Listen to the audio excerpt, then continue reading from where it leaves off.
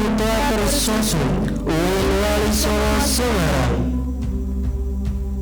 Puja dan puji syukur kehadirat Allah Subhanahu wa Ta'ala, Tuhan semesta alam, yang telah memberikan kita nikmat dan karunia-Nya sehingga kita dapat berkumpul bersama dalam acara seminar nasional dengan tema Semangat berkarya menjadi wirausaha muda.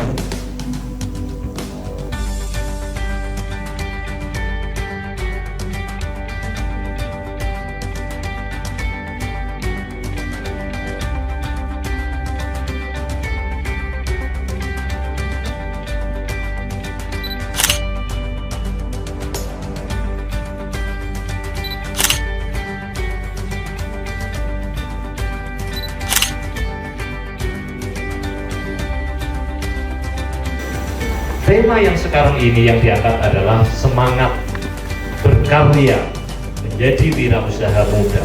Ini merupakan tema yang luar biasa. Wah, ini mungkin sudah merupakan kejenuhan yang luar biasa. Mondok lama bersama Pak Yai Najib, buka-buka kitab kuning begitu, karena saya pernah soal Pak Yai Najib, oh ini kejuaraan baca kitab kuning dan seterusnya. Dan sekarang ini tinggal mengamalkannya. Di saat ini tinggal mengamalkan. Karena apa? Karena ilmu kalau tidak amali ya ngapain? The important of reason is not only to know but how to carry out what is known. Atau bahasa saudara, al ilmu bila samarin, bila al asyajaru bila al ilmu bila amalin kasajari bila samarin. Maka bagaimana mengamalkan ilmu? Maka jangan sampai ada kesenjangan antara ilmu dengan amal ini. Nah, maka saya senang bahwa adik-adik mahasiswa yang berlatar belakang pesantren ini, berlatar belakang kitab ini tergugah untuk berwirausaha. Bahwa dalam forum ini ada seminar tentang kewirausahaan menuju wirausaha muda yang handal.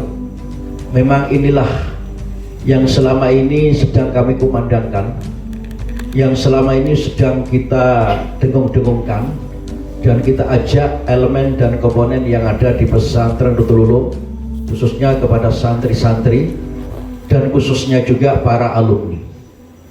Memang sebagai kata awal, ekonomi adalah pondasi. Ekonomi adalah pondasi perjuangan kita. Ekonomi adalah logistik untuk perjuangan kita. Kita akan mampu menjadi manusia yang handal ketika berjuang. Kita menjadi bangsa yang kuat, yang hebat ketika ekonomi kita kuat. Kita memang sedang benar-benar membuktikan bahwa santri, seperti yang sering kami sampaikan, harus memiliki penguatan di bidang ekonominya. Bahkan sering saya sampaikan, jangan jadi kiai sebelum menjadi orang kaya. Jangan menjadi seorang ulama, tokoh masyarakat atau apapun sebelum memiliki logistik ekonomi yang kuat. Persepsi ekonomi memang kadang-kala beda dengan kalangan pesantren yang sering memahami teks-teks Arab secara tekstual dan secara normatif. Kami ingin mengajak secara kontekstual, di mana konsep ekonomi, konsep zuhud bukanlah orang yang anti dengan harta benda, orang yang jauh dari harta benda, atau bahkan tidak memiliki harta benda. Justru saya mengatakan kebalikannya. Orang yang zuhud justru menurut kami adalah orang yang harus kaya. Memang az-zuhdu ar-rughbah anid dunya ilal akhirah aw an ghairillah ila Allah Ta'ala wa hiya ad-darajatul a'la. Memang dalam konsep zuhud adalah orang yang tidak ada rughbah, tidak ada kecintaan terhadap dunia dan pindah ke akhirat. Itu bukan secara tekstual saya memahami, namun adalah hanyalah orang itu tidak selalu terikat dan tidak terlalu terbelenggu hatinya dengan dunia. Namun bukan berarti tidak memiliki dunia. Dunia harus dimiliki, akan tetapi harta berapapun yang kita miliki tidak menjadi beban, tidak menjadi pemikiran kita yang utama. Jadi sekali lagi, dunia harus dimiliki dan dunia harus dikuasai. Oleh karenanya, orang yang mampu berbuat zuhud dan mampu berjuang dalam konteks agama dan perspektif agama adalah, menurut hemat kami, adalah orang yang sudah kuat di bidang logistiknya. Sehingga kalau saya menggambarkan seorang Imam Ghazali ketika masih hidup, mobilnya Mercy, mobilnya Rubicon, mobilnya Alphard. Bukan orang mengatakan zuhud itu tidak punya apa-apa, bajunya tercabik-cabik, tidak seperti itu. Oleh karena sekali lagi, zuhud harus menjadi orang kaya. Karena Anda semua, kita semua bisa ikhlas, mukhlisin lauddin, apabila kita sudah handal ekonominya. Bayangkan, kalau kita tidak mampu ekonominya, sementara kita jadi kiai, apa yang terjadi? Hanya minta dan minta, hanya suka dan gemar mengajukan proposal, bahkan bisa dikatakan menjual agama. Demikian pula yang sering saya ajak, alumni yang handal dan hebat adalah alumni yang kuat ekonominya, alumni yang mampu menciptakan lapangan pekerjaan, alumni yang mampu memberikan kontribusi pada orang lain, tidak menjadi beban bagi orang lain.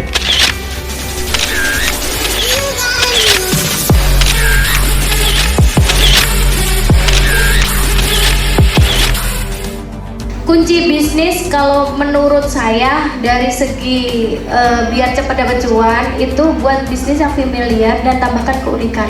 Kalau kalian bikin bisnis yang benar-benar baru itu edukasi ke customer-nya susah banget. Kayak pernah aku bikin produk yang satu kayak blush. Jadi itu blush biasanya kan kayak bubuk kayak gitu kan. Kalau nggak kayak palet gitu kan, blush kayak cewek-cewek pasti tahu. Nah aku pakai bikinnya tuh kayak lip tint, terus dia krim, terus berubah warna gitu. Tapi itu unik kan, unik, bagus, dan hanya satu-satunya di Indonesia gitu. Tapi edukasinya susah minta ampun. Kita buang-buang uang tapi produknya nggak jalan karena market belum teredukasi gitu. Lebih enak kalian bikin produk, tambahin dikit-dikit, tambahin modifikasi dikit-dikit, dan itu lebih familiar, lebih gampang diterima. Kayak misalkan baju yang viral sekarang, yang misalkan one set polosan gitu. Tinggal aku juga bikin one set polosan tapi dibentuk-bentuk, dibedain cuttingannya gitu, atau modelnya beda. Atau misalkan sekarang viral risol mayo gitu, kalian bikin risol dalamnya mentai, risol dalamnya coklat, risol dalamnya matcha. Jadi kayak dimodifikasi seperti itu gitu. Kalau misalkan bener produk-produk baru yang bener-bener baru, familiar, itu edukasi marketnya lebih susah daripada produk yang udah ada. Ini untuk tips kalian yang pengen menetapkan bisnis apa ke depannya ya. Ketika mulai berbisnis, ketika kita mulai berwirausaha, jadi yang kalian pikirkan bukan hanya tentang uang. Di awal bisnis yang dikatakan sama Mbak Diana itu emang seluk-beluknya itu jatuh bangun. Jadi ketika kalian hanya memikirkan uang, kalian ketika gagal atau kalian rugi, itu kalian kecewa. Jadi yang jangan dipikirkan dulu, yang dipikirkan adalah pengalaman dulu, nggak apa-apa. Kayak Mbak Diana itu COD-nan, nggak dapat untung. Apakah dapat uang? Nggak kan? Dapatnya hanya pengalaman. Itu model dari awal kita entrepreneur, yaitu it's not just about money. Jangan dipikirkan hanya tentang uang. Yang penting kita berani untuk melangkah. Jadi kemudian pengusaha bukan sekedar mencari kekayaan. Dari kata ini, kalian coba pikirkan, pengusaha bukan hanya sekedar mencari kekayaan.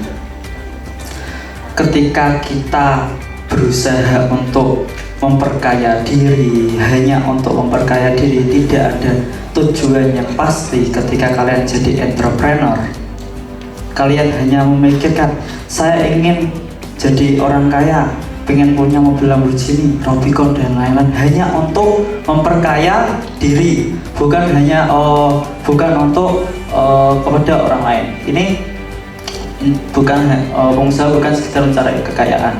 Jadi luruskan niatmu menjadi entrepreneur. Sebelum kalian menjadi entrepreneur, kalian harus meluruskan niat kalian untuk menjadi entrepreneur. Contohnya, ketika kalian sudah ada tujuan, saya ingin menjadi entrepreneur, minimal saya itu tidak meminta-minta kepada orang. Kita semua di sini jadi entrepreneur itu minimal itu tidak meminta-minta uang kepada orang lain. Jadi untuk memenuhi kebutuhan kita sendiri itu minimal ya. Kemudian kalian ingin jadi entrepreneur, saya ingin membahagiakan orang tua saya, minimal saya tidak meminta uang saku buat kuliah, bisa membayar UKT sendiri. Apa nggak hebat mahasiswa bisa membayar UKT sendiri? Ataupun saya ingin menjadi entrepreneur, saya ingin membantu kepada orang-orang yang membutuhkan seperti orang miskin, kemudian anak jalanan, saya bantu untuk memenuhi kebutuhannya, atau mendirikan pendidikan kayak kepada anak-anak pang di jalan itu dikasih panti asuhan anak pang gitu kan, belum ada kan, nggak apa-apa. Itu luruskan niatmu menjadi entrepreneur. Jadi niatkan diri untuk kepentingan orang lain juga. Kalian sukses ya, buat apa sih kita tidak membantu orang lain? Kan sudah diterangkan di Al-Quran juga, alhaakumut takasur hatta zulkumul maqabir. Alhaakumut takasur, maka celakalah bagi seseorang yang memikirkan kekayaan dan menambah kekayaan untuk kekayaan diri sendiri dan untuk kepentingan diri sendiri. Hatta zulkumul maqabir, maka sampai kamu dimasukkan ke liang lahat. Jadi kalian itu usaha sampai sukses, sampai punya usaha ataupun tidak membantu orang sama sekali, tidak bermanfaat sama orang sama sekali, apakah berguna? Nggak berguna kan? Nggak dibawa yang sudah dijelaskan oleh Bapak Romo Kiai Haji Syuuti. Kita tuh mati tidak membawa apa-apa, hanya amal ibadah, itu pun kalau diterima.